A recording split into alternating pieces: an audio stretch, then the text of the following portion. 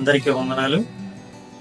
నేడు దేవుడు మన కొరకు ఏర్పాటు చేయబడినటువంటి లేఖన భాగము కీర్తన గ్రంథము 20వ అధ్యాయము 1వ వచనం మొదటి ప్రారంభము.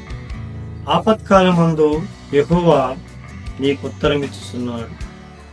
మరి దేవుడు ఆపత్కాలంలో ఉత్తరం ఇచ్చేవాడిగా ఉన్నాడు, అంటే జవాబు మనకి ఇచ్చేవాడిగా ఉన్నాడు.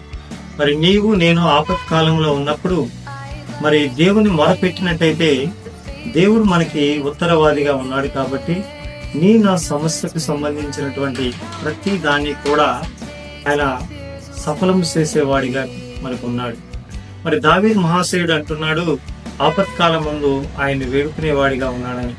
ప్రతి సమయంలో ఆయన చెంత మరి దావీదు ఆయన పాదాల చెంత ప్రార్థించేవాడు. మరి ఆ విధంగా మనం ప్రార్థించినట్టయితే మరి ఎటువంటి ఆపత్కాలంలో ఉన్నప్పటికీ కూడా దేవుడు మనకు సహాయం చేసేవాడిగా ఉన్నాడు. ఆయన మనకు తోడుగా ఉండేవాడిగా ఉన్నాడు.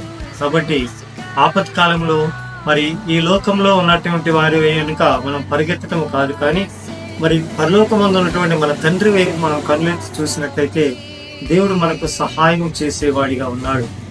దయచేసి అందరూ కూడా మరి మనం ఈ కడవరి దినాల్లో ఉన్నాం కాబట్టి మనం అందరము దేవుని వైపు చూసి ఆయన వైపు నడిచేవాడిగా ఉండాలని దేవుడు కోరుకుంటున్నాడు.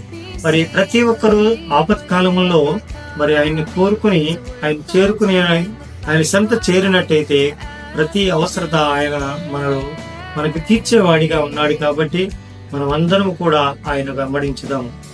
Praise the Lord. ఆమేన్.